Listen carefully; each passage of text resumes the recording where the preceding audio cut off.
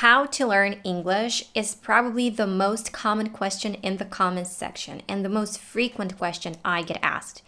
And while it has many layers to it, I'll share with you the system that I believe a language should be learned by.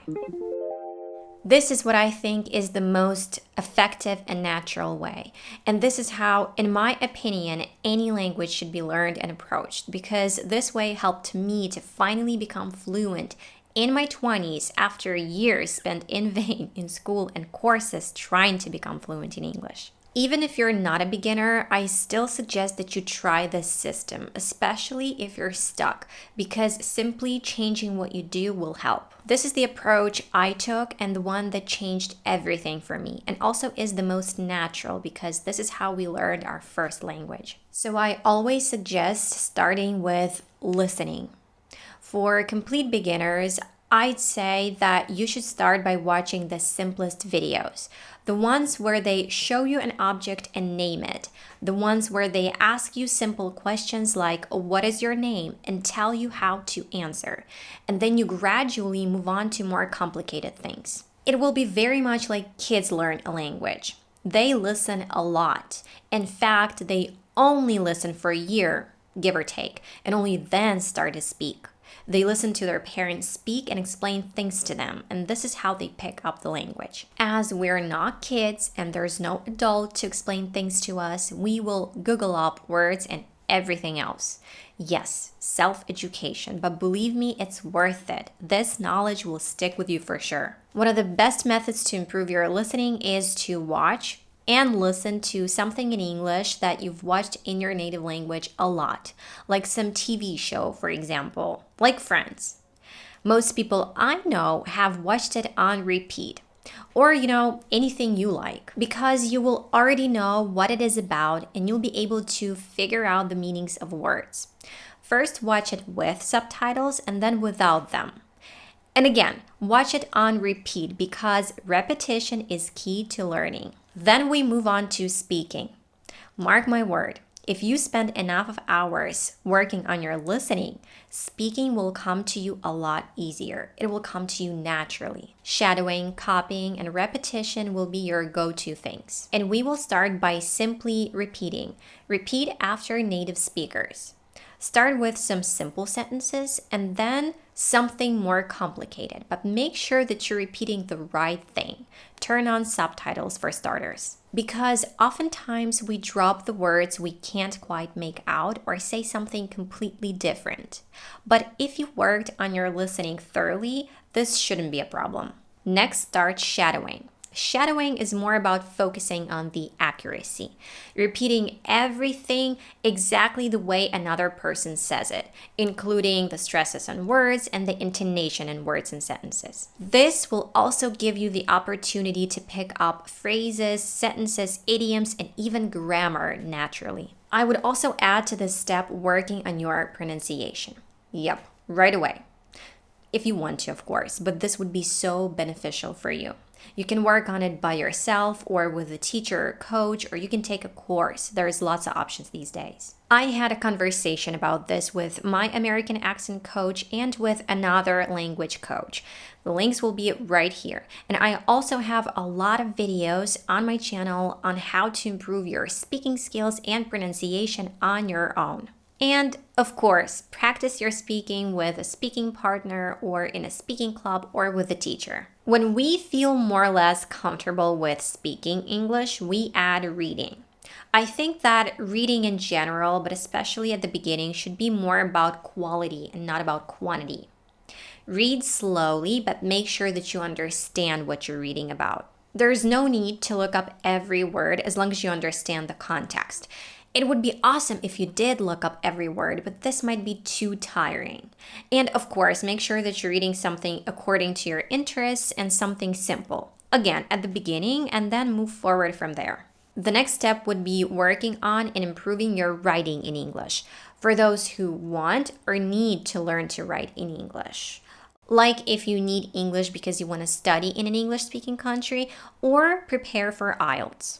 In school, they kind of teach us backwards, and you end up knowing how to read and write, but not how to speak, and you can't understand anything when you hear natural native English speech. Now, again, I have a video on how to improve your writing on your own, which I think is worth watching for sure. And I'll include all the links in the description because if I stop at each step to explain everything in detail, this video will take me forever. And I already have this information on my channel. However, the easiest thing you can start with is to copy texts. You don't need to come up with your own sentences or think of grammar when you don't even know how to spell words.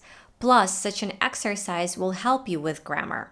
At the very least, your brain will pick up on the word order in a sentence. I'm sure that there will be people who will be wondering, but how about vocabulary? How will I increase it? You don't need to learn words separately, so there's not a separate step for increasing your vocabulary.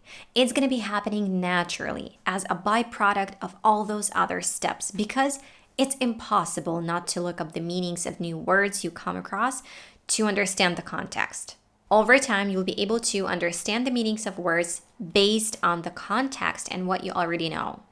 And this way to expand your vocabulary is a lot more effective and gives long-lasting results compared to just learning 10 random words every day. And just as a side note, try to look up the meanings of words in English and not their translation. There are words that you just need to translate to fully understand them, but just try. Grammar. Honestly, you'll be learning and improving your grammar all along while you're on those other steps, because it's only natural for people to make associations and analyze. If you are curious about the structure and all the whys, you'll read about them. You'll be learning grammar as you go along. However, after doing all these steps, you'll probably still have questions because let's be honest, even after years and years of learning English, some of us still have problems with grammar. But after you've done all the steps, and mind you, it's not like you've done a step and can just stop doing it. Learning a language, or should I say maintaining language, is a lifelong process. And we all know that skills deteriorate when we're not using them. If you knew how to play an instrument and then just ditched it, you'd notice that over time your skills got worse, like you've regressed. Our brain disposes of the things we don't use to make storage for the things we do use, thus need. The way it should go is you start with listening. You listen at least for a month, I suggest 2. Then you include, not substitute with, but include in this process speaking. And now you're working on your listening and speaking. And then you add next steps one by one. The duration of each step will vary from person to person because some of us learn more quickly and some more slowly. You know yourself best, so you'll figure it out. So, as I was saying, after you've gone through all the steps, but still continue doing them, understanding grammar structures and rules and using them will become a lot easier as opposed to if you were to start learning a language by learning grammar rules. If you are a complete beginner and you start reading rules about tenses in English and prepositions, it will be very hard to remember them, not to mention use them, as you won't have any idea how because you have no context. If you live in an English-speaking country, it's going to be a lot easier to do all of this and maintain your results because whether you want it or not, you are surrounded by English. If you don't, after doing all of this, you'll build a strong enough habit to keep going and continue learning on your own nonetheless. Nowadays, you can surround yourself with English by yourself. You can create this environment. Yeah, it won't be perfect, but it will be something, and it's better than waiting for the perfect situation or opportunity and wasting your time. And you don't have to be doing all of this by yourself. You can always get help, work with teachers or coaches, and it would be even better if you added to such a learning process working with a teacher, or vice versa. If you take courses or attend classes, add these steps to your routine. This is just my recommendation and it's just scratching the surface to give you a general idea because there's so many methods to improve each of these steps. You can skip a step, writing for instance, if it's not of big importance for you, but I highly recommend, insist even, that you don't skip listening or speaking. These are the skills that we need the most to communicate, and these are the skills that are either overlooked at schools or are the hardest to learn. That's why the sooner you start and the more consistent you are, the better results you'll get. Okay guys, that'll do it for this video. I hope it was useful for you. Give this video a like and I'll see you in the next one. Bye.